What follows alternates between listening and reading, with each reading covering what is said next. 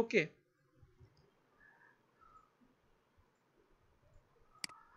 এবার আমরা চলে আসি আপনার এইখানে।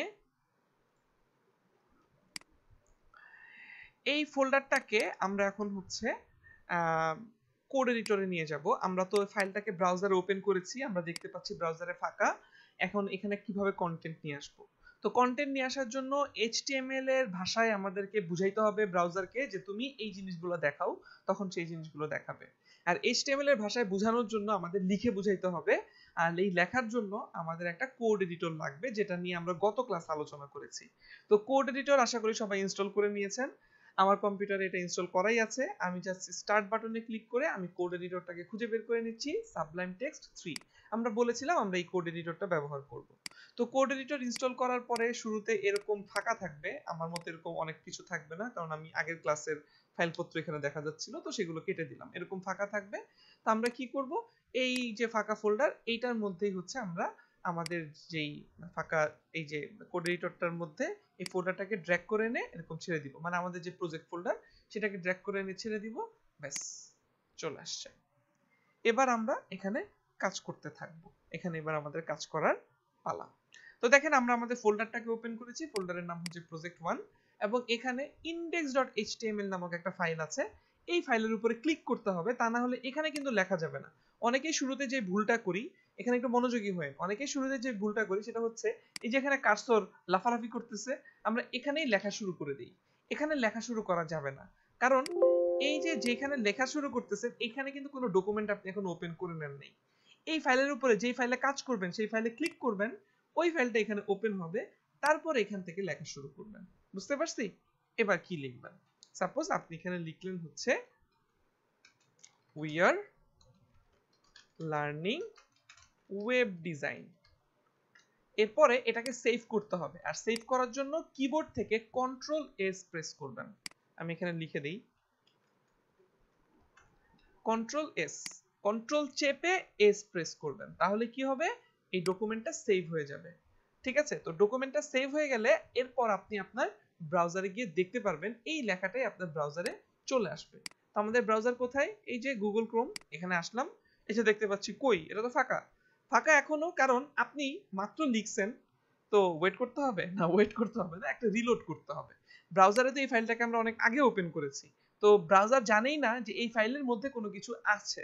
ব্রাউজার জানে যে এই ফাইলটা ফাঁকা। তো ব্রাউজারকে বলতে হবে তুমি একটু রিফ্রেশ করো নিজেকে, তাহলেই জানতে পারবা।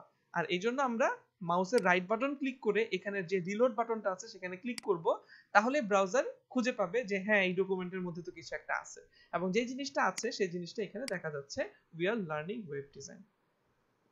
বুঝতে পেরেছি? তো আশা করি ক্লিয়ার। এবার ধরেন আমরা আরো কিছু লিখবো, আমি নিচের লাইনে চলে আসলাম এবং আরো কিছু লিখতে চাচ্ছি। তো এখানে লিখলাম হচ্ছে উই লাভ ওয়েব ডিজাইন। এবার যদি আবার সেভ করি, কোনো কিছু নতুন কোনো কিছু লিখলেই সেভ করতে হবে Ctrl+S। এরপর চলে যাবো আবার ব্রাউজারে, এসে দেখবো ওবা পরের লাইনটা তো আসলো না, তার মানে আবার একটা রিফ্রেশ করতে হবে, মানে নতুন কোনো কিছু পরিবর্তন আনলেই এখানে রিলোড করে আপনাকে দেখতে হবে যে কি হলো। তো দেখেন আমরা দেখতে পাচ্ছি উই লাভ ওয়েব ডিজাইন কথাটাও চলে আসছে, বাট এখানে ছোট্ট একটা প্রবলেম দেখতে পাচ্ছি। প্রবলেমটা কি? কোড এডিটরে যখন লিখলাম তখন আমরা আলাদা আলাদা দুইটা লাইনে লিখলাম, আর ব্রাউজারে দেখতে পাচ্ছি দুইটা একই লাইনে চলে আসছে, we are learning web design, we love web design. তো দুইটা একই লাইনে কেন আসলো? এটা HTML এর সাধারণ ধর্ম। আপনি যখন আলাদা আলাদা লাইনে লিখবেন তখন এগুলো হচ্ছে যে আপনার এক লাইনেই চলে আসবে। এখন এই সাধারণ ধর্ম কি দূর করা যায় না? হ্যাঁ, দূর করা যায়। তখন আমাদের HTML ট্যাগ ব্যবহার করতে হবে। HTML ট্যাগ ব্যবহার করতে হবে। আবারও বলি, HTML এর সাধারণ ধর্ম কি? সবাই এক লাইনে চলে আসতে থাকে, যা পাবে সব এক লাইনে। এটা হচ্ছে সাধারণ ধর্ম, এই ধর্মটাই HTML অনুসরণ করে। তবে HTML ট্যাগ ব্যবহার করে চাইলে আমরা এটা থেকে পরিত্রাণ পেতে পারি। HTML ট্যাগ কি? মূল বিষয় হলো HTML এর ল্যাঙ্গুয়েজটাই, যে ল্যাঙ্গুয়েজটার কথা বলতেছি, এই ল্যাঙ্গুয়েজের কারণ কি, ল্যাঙ্গুয়েজটা আমরা কেন ব্যবহার করি? ভাবের আদান প্রদান, তো মানে অন্যকে কোনো কিছু বোঝানো, তো তাই না? তো HTML ট্যাগের মাধ্যমে আমরা মূলত কোনো কিছু বুঝাইতে পারি, আমরা একটা নির্দেশ দিতে পারি যে আমি এই জিনিসটা এভাবে দেখতে চাই। তো এই ট্যাগ দিয়েই আমাদের আসলে কাজ করতে হবে। HTML হচ্ছে একটা ট্যাগ ভিত্তিক ল্যাঙ্গুয়েজ, এক একটা ট্যাগের এক এক রকমের কাজ, অনেক অনেক ট্যাগ আছে। তো যাই হোক, ট্যাগ নিয়েই আমরা এখন কাজ করব। তো যেহেতু আমরা ট্যাগ ফ্যাগ নিয়ে কাজ করব, তাই আপাতত এগুলো এখান থেকে ফেলে দিলাম। ফেলে দিয়ে যদি আমরা সেভ করি Ctrl+S, এবং ব্রাউজারে যতক্ষণ না রিলোড করব ততক্ষণ কিন্তু এগুলো যাবে না। আমরা যদিও এখান থেকে ফেলে দিছি, বাট ব্রাউজারে কিন্তু এগুলো এখনো রয়ে গেছে। রিলোড করেন, এবার দেখেন ফাঁকা হয়ে গেছে, এবার আর নাই। ওকে, HTML এ কি কি ট্যাগ আছে? আচ্ছা, ট্যাগ কি কি আছে সেটা বলার আগে আমরা ট্যাগ কিভাবে লিখবো সেটা একটু দেখি। ট্যাগ লেখার নিয়ম হচ্ছে একটা লেস দেন সাইন দিতে হবে, তারপরে লিখতে হবে ট্যাগ নেম, এরপর একটা গ্রেটার দেন সাইন দিতে হবে, একটা লেস দেন সাইন, তারপরে ট্যাগের নাম, তারপরে গ্রেটার দেন সাইন। এই যে লিখলাম, এই অংশটুকুর মানে হচ্ছে ট্যাগের শুরু হয়েছে। তো একটা জিনিস যখন শুরু হলো, এটা শেষ হইতে হবে। তো এই সেম জিনিসটাই আপনাকে আবার লিখতে হবে, একটা লেস দেন সাইন, তারপরে ট্যাগের নাম, তারপরে গ্রেটার দেন সাইন। ব্রাউজার এখানে কনফিউজড, কোথায় শুরু কোথায় শেষ। কেন কনফিউজড? কারণ দুইটা দেখতে একই রকম। ট্যাগ নেম দেখতে যেমন, ট্যাগ নেম দেখতে একই রকম, মানে শুরুটা যেমন শেষটাও তেমন। তাহলে এখন করণীয় কি? করণীয় হচ্ছে যেখানে শেষ হয়েছে সেখানে ট্যাগের যে নামটা, সেই নামের আগে একটা স্ল্যাশ দিয়ে দিতে হবে। এইবার ব্রাউজার বুঝতে পারবে ট্যাগটা এখানে শুরু আর এখানে শেষ। মাঝখানে যে জায়গাটা আছে, এখানে মূলত আপনি আপনার কন্টেন্ট গুলোকে রাখবেন। তবে HTML এ কিন্তু ট্যাগ নেম বলে কিন্তু কোনো ট্যাগ নেই, ঠিক আছে? এটা জাস্ট বোঝানোর জন্য করেছি। কি কি ট্যাগ আছে চলেন আমরা কয়েকটা ট্যাগের নাম জানি। h1 নামের একটা ট্যাগ আছে, h2, h3, h4, h5, h6। এখন এই যে h1 h2, এই সিরিয়াল দেখে আবার কেউ ধরে নিয়েন না যে ট্যাগের নাম শুধু এইভাবেই h1 h2 h3 h4 h5 h6 7 8 9 10 এরকম না, h6 পর্যন্তই আছে। এরপরে আবার ভিন্ন ভিন্ন নাম, যেমন p ট্যাগ আছে, u ট্যাগ আছে, i ট্যাগ আছে, b ট্যাগ আছে, স্ট্রং ট্যাগ আছে, স্প্যান ট্যাগ আছে, ul ট্যাগ আছে, li ট্যাগ আছে, টেবিল ট্যাগ আছে, ফর্ম ট্যাগ আছে, এইরকম অনেক অনেক ট্যাগ আছে। তবে ট্যাগ মুখস্থ করার জন্য আলাদাভাবে কোনো পদক্ষেপ নেওয়ার কোনো দরকার নেই, বা কোনো কৌশল অবলম্বন করতে হবে না। ট্যাগের ব্যবহার, মানে HTML অনেকগুলো ট্যাগ থাকলেও ট্যাগের ব্যবহার কিন্তু খুবই কম। হাতে গোনা 20 থেকে 25টা ট্যাগের ব্যবহার সবসময় আমাদের লাগে, আর বাকি ট্যাগগুলো সারা জীবন পড়েই থাকে, যেগুলোর ব্যবহার একেবারেই নাই বললে চলে। ঠিক আছে, জাস্ট আছে, ঠিক আছে, মানে ট্যাগ আছে কিন্তু ট্যাগের ব্যবহার নেই।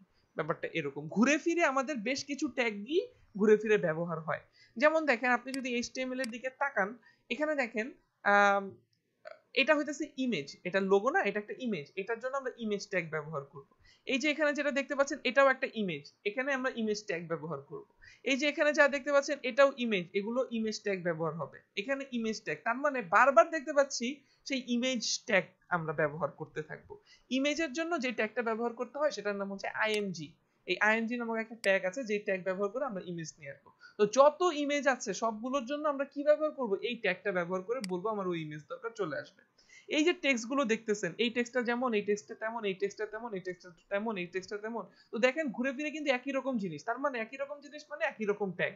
তো আমরা কিন্তু ওই একই রকম ট্যাগই বারবার ঘুরে ফিরে ব্যবহার করি। তো হাতে কোনো অল্প কিছু ট্যাগ যেগুলো আমাদের প্রতিনিয়ত ব্যবহার করতে হবে, ঠিক আছে?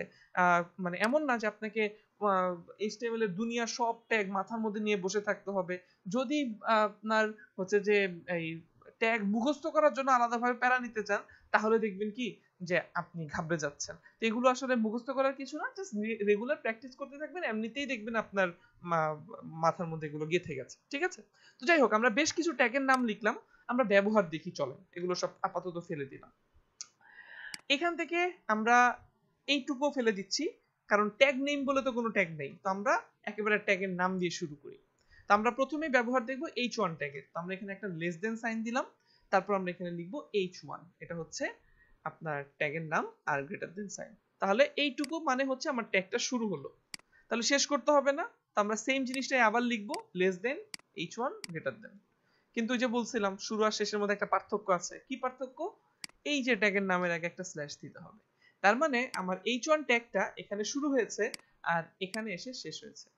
এবার আমরা এখানে এখন কিছু একটা লিখব, মানে যেই জিনিসটা আমি h1 ট্যাগের মধ্যে দেখাতে চাচ্ছি সেটা লিখব। তো আমি এখানে লিখলাম হচ্ছে we are learning HTML। তো যেই জিনিসটা লিখলাম এটা এখন ব্রাউজারে দেখতে চাই, তাহলে এটা অবশ্যই সেভ করতে হবে, কন্ট্রোল এস, আর ব্রাউজারে গিয়ে একটা রিলোড করব, রাইট বাটন ক্লিক করে রিলোড অথবা কন্ট্রোল আর। তো এখানে যে একটা রিলোড করলাম, রিলোড করার সাথে সাথে দেখতে পাচ্ছি উই আর লার্নিং এইচটিএমএল এই কথাটা চলে আসছে এবং আগের তুলনায় অনেক বড় হয়ে আসছে। এত বড় হয়ে কেন আসলো? এটার উত্তর হলো আমরা যে ট্যাগটা ব্যবহার করেছি এই ট্যাগের নাম হচ্ছে H1 ট্যাগ। H1 ট্যাগটা ব্যবহার করা হয় কোনো কিছুর হেডিং দেওয়ার জন্য বা হেডলাইন দেওয়ার জন্য। যেমন আমরা প্রথমআলো.com এ যদি আবার ফিরে আসি তাহলে দেখব এটা একটা নিউজ এবং নিউজের উপরে যে লাইনটা আছে এটা কিন্তু বড়, আর এখানে কিন্তু বিস্তারিত বলা আছে এখান থেকে, বা এখানে ক্লিক করলে দেখবো এটা ওপেন হয়েছে, এই লেখাটা দেখেন অনেক বড় এবং নিচের লেখাগুলো কিন্তু ছোট ছোট। তো এই যে বড় একটা লাইন হইতেছে আপনার, আমরা এখানে এই কি বলে দেখতে পাচ্ছি, এটা হতেছে হেডিং। তো এই জাতীয় হেডিং দেওয়ার জন্য আমরা H1 ট্যাগ ব্যবহার করব। দুঃখজনক বিষয় হলো হেডিং দেখাতে গিয়ে এই কি বলে ওটাকে আপনার একটা বাজে নিউজই ওপেন করলাম, ভালো কোনো নিউজ আর ওপেন হলো না। যাই হোক, আমরা এখানে চলে আসি, তো হেডিং ব্যবহার করলাম আর এইখানে এই জন্য বড় হয়ে আসছে। ঠিক আছে, H1। এবার H2 এর ব্যবহার দেখি। লেস দেন সাইন, ট্যাগের নাম H2, তারপর এটাকে শেষ করব স্ল্যাশ দিয়ে H2 গ্রেটার দেন, তার মানে আমাদের H2 ট্যাগ এখানে শুরু, H2 ট্যাগ এখানে শেষ। এবার আমরা এখানে ব্যবহার করব, ধরেন এখানে লিখলাম হচ্ছে আপনার we are learning web design. এবার সেভ করলাম, সেভ করার পর যদি আমরা ব্রাউজারে যাই আর এখানে একটা রিলোড করি তাহলে দেখব we are learning web design এটা আসছে। প্রশ্ন হচ্ছে H2 ট্যাগ কিসের জন্য ব্যবহার করা হয়? H2 ট্যাগও হেডিং এর জন্য ব্যবহার করা হয়। H1 ট্যাগটা একটু বড় হেডিং আর H2 ট্যাগ তুলনামূলক একটু ছোট হেডিং। এভাবে H3, H4, H5, H6 পর্যন্ত আমরা 6টা ট্যাগ দেখেছি। এই 6টা ট্যাগই হেডিং এর জন্য ব্যবহার করা হয়ে থাকে। কোনো কিছুর হেডিং দেওয়ার জন্য আমরা এই 6টা ট্যাগ ব্যবহার করে থাকি। ঠিক আছে, তো এখানে আপনি H1 টাকে সবচেয়ে বড় হেডিং হিসেবে দেখতে পাবেন, H2 টা হবে তুলনামূলক একটু ছোট হেডিং, H3 তুলনামূলক আরেকটু ছোট হেডিং। চলেন আমরা দেখি, আমরা নিচের লাইনে এসে H3 ট্যাগটা শুরু করলাম এবং শেষ করে নিলাম। আমি দেখেন এখানে খুব দ্রুত করে ফেললাম। আমি এটা কিভাবে করলাম? সাবলাইম টেক্সট 3 তে আপনি যদি কোনো একটা ট্যাগের নাম লেখেন, যেমন আমি লিখলাম H3, এটা লেখার পর আপনি যদি কিবোর্ডে ট্যাব বাটন প্রেস করেন, কিবোর্ডের ট্যাব বাটন, ঠিক আছে, এই ট্যাব বাটন প্রেস করলে ওই ট্যাগটা শুরু শেষ হয়ে যাবে। এবার আপনি এখানে যেটা লেখার লিখে দিতে পারেন, ধরেন আমরা এখানে লিখলাম হচ্ছে হ্যালো,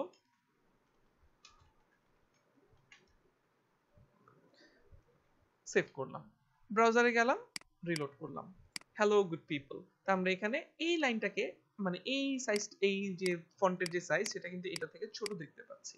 তার মানে বুঝতে পারলাম H2 এর থেকে H3 তুলনামূলক আরেকটু ছোট। এভাবে H4 আরেকটু ছোট হবে, H5 আরেকটু ছোট হবে এবং H6 সবচেয়ে ছোট হেডিং। ঠিক আছে, তো আপনার যখন যেটা ব্যবহার করার প্রয়োজন পড়বে আপনি তখন সেটা ব্যবহার করবেন। এবার যে ট্যাগ নিয়ে কথা বলবো সেই ট্যাগের নাম হচ্ছে প্যারাগ্রাফ ট্যাগ বা পি ট্যাগ। তো আমরা নিচের লাইনে আসলাম, একটা ট্যাগ নিচ্ছি, ট্যাগের নাম হচ্ছে পি ট্যাগ। তো পি লিখে আমি কিবোর্ডের ট্যাব বাটন প্রেস করলে দেখতে পাবো প্যারাগ্রাফ শুরু হয়ে গেছে, শেষ হয়ে গেছে, কিন্তু এটার মধ্যে একটা প্যারাগ্রাফ রাখতে হবে। প্রশ্ন হচ্ছে প্যারাগ্রাফ কি? ছোটবেলায় প্যারাগ্রাফ পড়ছেন না? দ্য কাউ, দ্য ক্যাট, এই টাইপ বিভিন্ন রকমের প্যারাগ্রাফ ছিল না? তো এখানে আপনাকে সেই প্যারাগ্রাফ রাখতে হবে। তো ওই প্যারাগ্রাফই রাখতে হবে বিষয়টা এমন না, মূলত আপনার ওয়েবসাইটে যেটা প্রয়োজন সেটা আপনি রাখবেন। যেমন আমরা যদি প্রথম আলোর দিকে তাকাই, প্রথম আলোর কিন্তু এখানে প্যারাগ্রাফ আছে, এই যে দেখেন এটা একটা প্যারাগ্রাফ এবং এটার পরে এটা আরেকটা প্যারাগ্রাফ, মানে এটা কিন্তু একটা ভিন্ন প্যারা, এটা কিন্তু একটা ভিন্ন প্যারা। তার মানে এই অংশটুকুর জন্য আমরা একটা পি ট্যাগ আলাদা ব্যবহার করব এবং নিচের এই অংশটুকুর জন্য আরেকটা পি ট্যাগ ব্যবহার করব। আবার দেখেন এখানে আরেকটা আছে, এখানে আরেকটা আছে, মাঝখানে আছে ইমেজ। ঠিক আছে, এখানে আবার যে মাঝখানে আছে ইমেজ। তো বিভিন্ন জায়গায় P tag P tag P tag এভাবে নিয়ে কাজ করা হয়েছে। এই যে আলাদা আলাদা প্যারা, এগুলো তৈরি করার জন্যই আমরা এই পি ট্যাগ ব্যবহার করব। এখন কাজ করার সময় আমরা এখন প্যারাগ্রাফ লেখা শুরু করব। ক্লায়েন্টের যখন কাজ করবেন তখন ক্লায়েন্ট যেই টেক্সট দিবে সেই টেক্সটটাই আপনি প্যারাগ্রাফের মধ্যে রেখে দিবেন। আর যদি ক্লায়েন্টের কাজ করার সময় ক্লায়েন্ট কোনো কন্টেন্ট না দেয়, অনেক সময় ক্লায়েন্ট কিন্তু কন্টেন্ট দিবে না, কারণ ক্লায়েন্ট বলবে যে আগে ডিজাইনটা হয়ে যায়, তারপরে কোথায় কোন কন্টেন্ট বসবে না বসবে সেটা পরে দেখা যাবে, আগে ডিজাইনটুকু তো আমার রেডি হইতে হবে, তাই না? যেমন এখানে আমি লিখছি যে ওয়েল লার্নিং এইচটিএমএল, তো আমি এটা লিখে এখানে জাস্ট ডিজাইনটাকে রেডি করতেছি, পরবর্তীতে চাইলে তো আমি এটা চেঞ্জ করেই ফেলতে পারবো। তো মূলত আগে ডিজাইনটা শেষ হয়ে যায়। তো তখন ডিজাইন করার সময় বেশিরভাগ ক্ষেত্রে আমরা আসলে রিয়েল কন্টেন্ট যেগুলো সেগুলো বসাই না, এখানে আমরা যে ডামি কন্টেন্ট বসিয়ে যাই একের পর একটা। তো এই ডামি কন্টেন্টের ক্ষেত্রে আবার ডিজাইনাররা সবসময় যেটা ব্যবহার করে থাকে সেটা হচ্ছে লোরাম ইপসাম।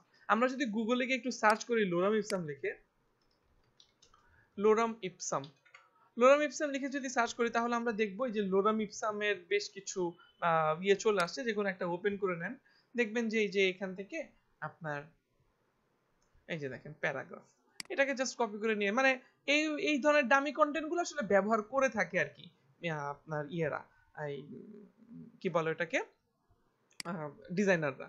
তো আমরা চাইলে এটাকে ব্যবহার করতে পারি। এখানে এসে যে কপি বাটন আছে এখানে ক্লিক করলে এটা আবার কপি হয়ে যায়। তো আপনি চাইলে এটাকে কপি করে নিয়ে যেতে পারেন, এটা একটা ওয়ে। কপি করে এখানে নিয়ে জাস্ট পেস্ট করে দিবেন, ব্যাস শেষ হয়ে গেল। এবার ব্রাউজারে গেলেন, ব্রাউজারে গিয়ে এখানে একটা রিলোড করলেন, দেখবেন এই যে আপনার প্যারাগ্রাফটা চলে আসছে। ঠিক আছে, জাস্ট এইটুকুই।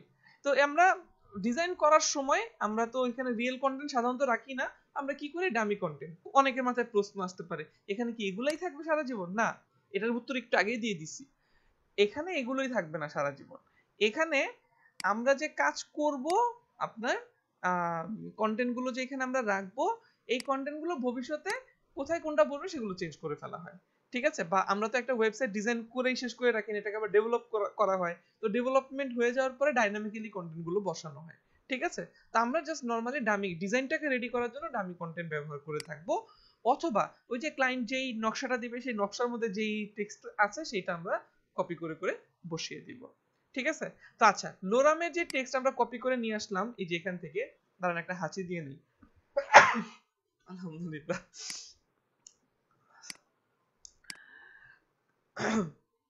যেটা বলতেছিলাম, তো আমরা এই যে এখান থেকে কপি করে নিয়ে আসছি, এখান থেকে কপি না করেও আরেকটা শর্টকাট আছে, সেটা হচ্ছে আমরা আরেকটা প্যারাগ্রাফ ট্যাগ দিই। হ্যাঁ দেখেন নিচে আরেকটা প্যারাগ্রাফ ট্যাগ নিচ্ছি, যত লাগবে তত নিতে পারবেন। দেখেন আমরা কি করব, এখানে প্যারাগ্রাফ ট্যাগ নিলাম, নেওয়ার পর এটার মধ্যে আমরা চাচ্ছি লোরামের ওই টেক্সট দেখাবো। সেটা করার জন্য আমরা এখানে লিখবো লোরাম, LOREM, লোরাম। লোরাম লিখে আমরা কিবোর্ডে ট্যাব বাটন প্রেস করব, তাহলে দেখবো ওই যে প্যারাগ্রাফ চলে আসছে। বুঝতে পারছি?